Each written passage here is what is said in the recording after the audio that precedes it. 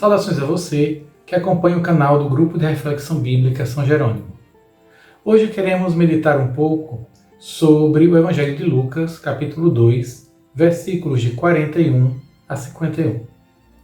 Esse evangelho ele é muito conhecido. Nele temos aquela cena em que os pais de Jesus levam Jesus menino, com 12 anos, para a festa da Páscoa em Jerusalém. E ao final da festa da Páscoa, ao retornarem, ao começarem a viagem de volta para a sua terra, para a sua região, eles descobrem que o menino não está na caravana e voltam a Jerusalém. Durante 3 dias o procuram. Ao final desses 3 dias, eles vão encontrá-lo no templo, conversando, escutando e perguntando aos mestres da lei que estão ali ensinando no templo. Esta cena é muito interessante porque, ao lê-la, nós pensamos na infância de Jesus. Porém, o evangelista aqui ele está trazendo para a gente uma outra coisa. Ele está fazendo uma antecipação de quem é Jesus. O centro desse evangelho é uma revelação antecipada da identidade e da missão de Jesus. Vamos perceber isso analisando melhor o texto.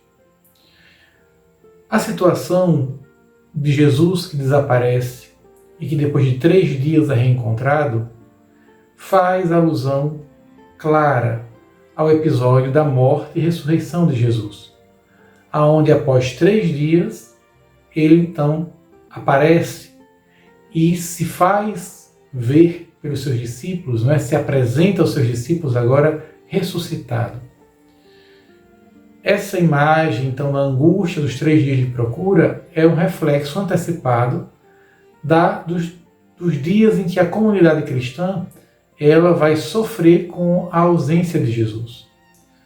A perda da esperança, o sentimento de vazio, que até aquele episódio dos discípulos de Emaús, no capítulo 24, reflete bem isso.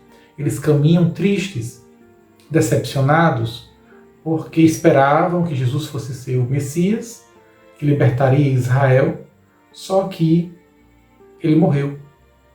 Então a sensação é de fracasso.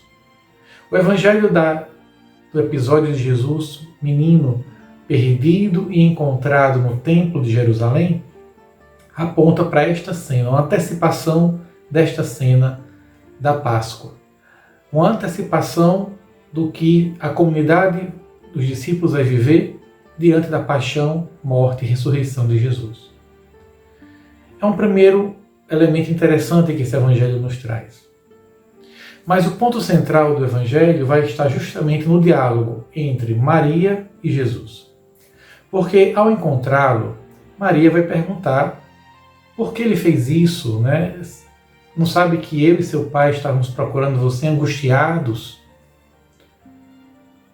Ela não diz isso no sentido de recriminar simplesmente o menino, como o pai ou a mãe cobrariam de um menino, mas manifestando a sua preocupação, a sua angústia de não entender o porquê que isso aconteceu. E a resposta de Jesus, ela é carregada de significado. Ele vai dizer para, então, Maria, por que vocês me procuravam? Não sabiam que eu deveria me ocupar das coisas do meu pai? Eu gosto dessa tradução que coloca a frase ocupar. Algumas traduções da Bíblia colocam vocês não sabiam que eu deveria estar na casa do meu pai? Seria uma outra tradução que algumas Bíblias trazem. Mas essa tradução, não sabiam que eu deveria estar me ocupando das coisas do meu pai, ela expressa melhor o sentido do que o evangelista quer comunicar. Ele quer comunicar, então, a identidade e missão de Jesus. Quem é Jesus? Ele é aquele que veio para realizar uma missão. E qual é a missão? Ocupar-se das coisas do Pai. Essa é a missão de Jesus e a sua identidade antecipados para nós nessa cena do Evangelho. Jesus veio para se ocupar das coisas do Pai. E ele vai manifestar isso então durante todo o Evangelho. Tudo que Jesus vai fazer durante o Evangelho de Lucas vai manifestar a sua vida dedicada a realizar a vontade do Pai. Inclusive, na cena da paixão, você vai ter aquele diálogo onde Jesus vai dizer: Pai, que não seja feita a minha, mas a tua vontade. Confirmando que ele veio ocupar-se das coisas do Pai. No Evangelho também de Lucas, quando Jesus inicia a sua vida pública, aparece a mesma imagem. Quando ele vai na sinagoga e lê o texto do profeta Isaías, ele vai dizer que o Espírito do Senhor está sobre mim e me enviou para anunciar a boa nova aos pobres, curar os enfermos, libertar os cativos. E no final Jesus vai dizer: essa palavra se cumpriu hoje. Por quê? Porque está aqui aquele que veio se ocupar das coisas do Pai, que estão manifestas nessa profecia de Isaías. Então todo o Evangelho de Lucas é antecipado nesta cena. E esta frase condensa a identidade e a missão de Jesus. Para a nossa meditação de hoje, eu quero deixar essa provocação que essa frase de Jesus nos traz.